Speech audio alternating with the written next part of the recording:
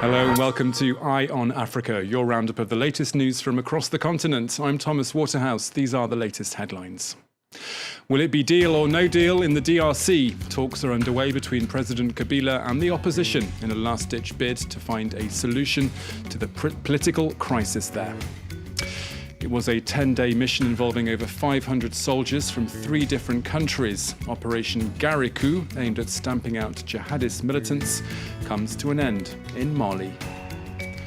And we have a special report this Christmas on how one traditionally French delicacy is helping to boost the economy on the island of Madagascar. Well, first then we head to Mali, where local soldiers, along with troops from France and Niger, have just ended a 10-day mission as part of a wider anti-insurgency operation. Operation Garicou has focused on a series of border towns between Mali and Niger with the aim of flushing out terrorist cells linked to Al-Qaeda in the Islamic Maghreb. Our correspondents have sent this report. It's 1 a.m. in a remote part of the Malian desert. Soldiers are getting ready for a reconnaissance mission that will take them into surrounding villages, accompanied by the Malian forces. There are 5.4 kilometers to go, and then another 11 kilometers on foot for surveillance. After a night's march, the troops are in position. The Malian soldiers give some final instructions here.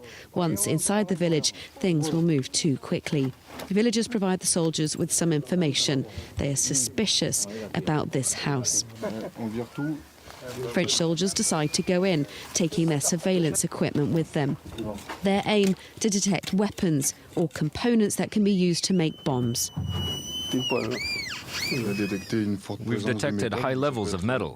It could mean something or nothing, but we've already found some ammunition, so we'll keep looking. They scan several houses and eventually find it. A small arsenal hidden inside a barn. We think that what we found could belong to bandits, but it could be anything. That's why we need to check.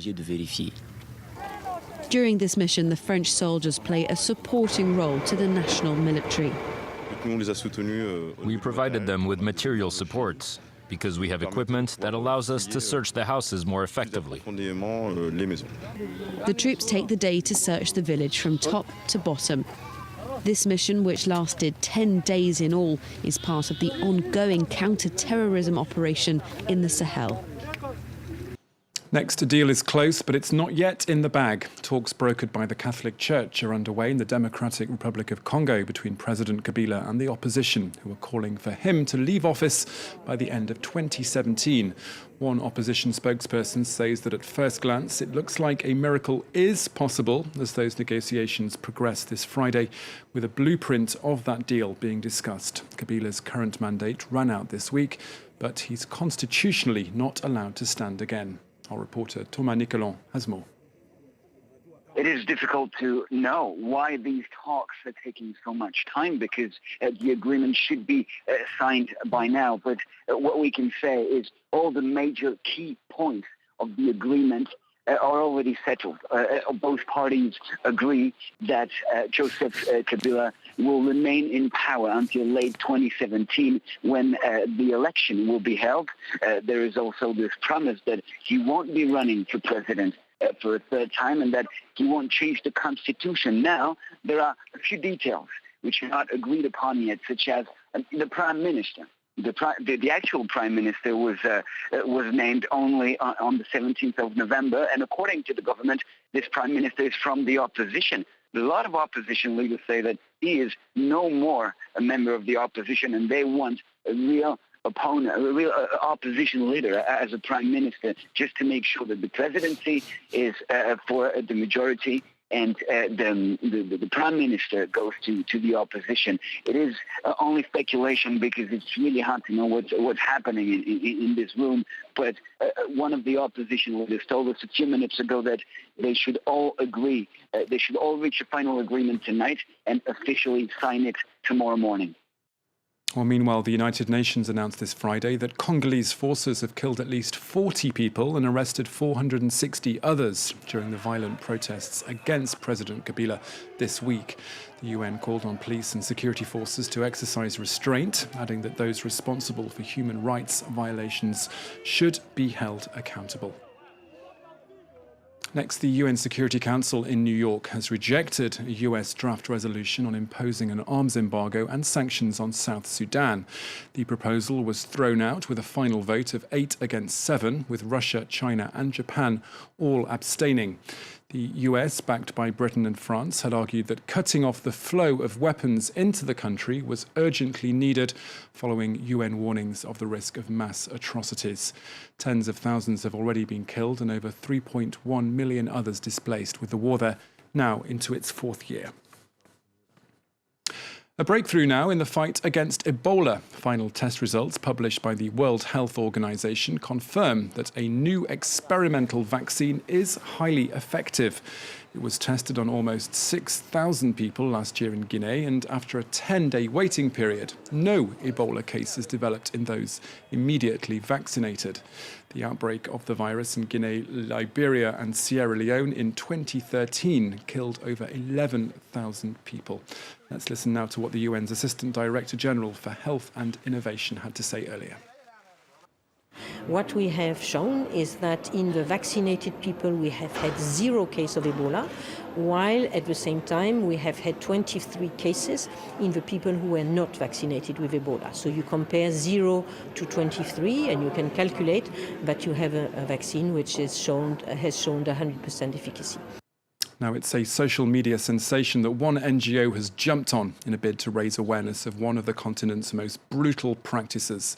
The UN's Agency for Children, UNICEF, has filmed and broadcast its own mannequin challenge to highlight the issue of female genital mutilation. Shot in Chad, where half of the country's girls are subjected to the practice, the video has been described as the most powerful mannequin challenge to date. Let's take a closer look.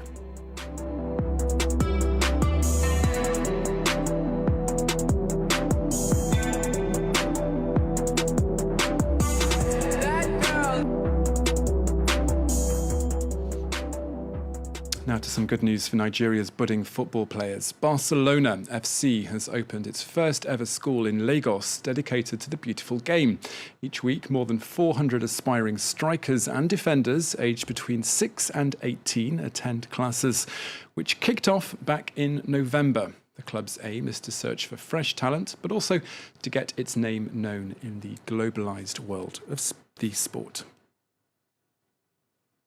Staying with football, France 24, along with our sister radio station RFI, have handed out the Marc-Vivien Foe Prize for the best African player this week. It was awarded to the Moroccan player Sofiane Boufal, who started his career playing for the Lille team until his transfer to the Premier League side Southampton this summer. Now, Christmas is around the corner and families are preparing to tuck into their annual Yuletide feasts. Among the delicacies on offer will no doubt be foie gras, which is now produced not only in France, but also, surprisingly, in Madagascar. Our correspondents Gaël Borgia and Emmanuel Landais have this report. Despite being 10,000 miles away from France, this little community is known as the City of Foie Gras. Here, more than 20,000 people pace their lives around the production of the famous French dish, know-how allegedly passed on by a missionary 50 years ago. This 32-year-old farmer has been breeding and fattening ducks for over a decade. We do it the Malagasy way, the traditional way. We don't have a real funnel. It doesn't hurt him because the pipe is just the right size. There's no controversy about animal suffering here. Foie gras is mostly a financial boon for the entire city. Now I have rice fields. I don't buy rice. On the contrary, I have a surplus that I can sell, and it's all thanks to the foie gras. Only 4 companies produce foie gras in Madagascar, and they no longer export to Europe due to a 14-year embargo on meat, which was lifted in 2011 under very strict conditions. At 20 euros per kilo, foie gras is not accessible to the average Malagasy and is mainly eaten by tourists. It's surprising to find foie gras in a warm country, to say the least. It's not quite the same flavors as in France, but it's original. It's not bad. Well, in France, before frying, the foie gras is soaked in cognac or port wine, and that gives it a stronger taste. But otherwise, it is really very good. The quality of Malagasy foie gras is often praised by experts. Here, ducks are corn-fed only, with no hormones or additives. It is perfect. There's a very pronounced taste of foie gras without any other element that could alter the quality of the product. Foie gras the old-fashioned way, revisited with lychees or vanilla from Madagascar, enough to make the finest connoisseurs turn pale. And finally, staying with the Christmas theme, let's show you these festive pictures from Nigeria's mega city of Lagos. Churches, streets, even a roundabout have all been decked out in lights and decorations for the Yuletide period. And on that note, there's just time to wish you all a very happy and peaceful Christmas from myself and everyone at Eye on Africa. Do stay tuned to France 24.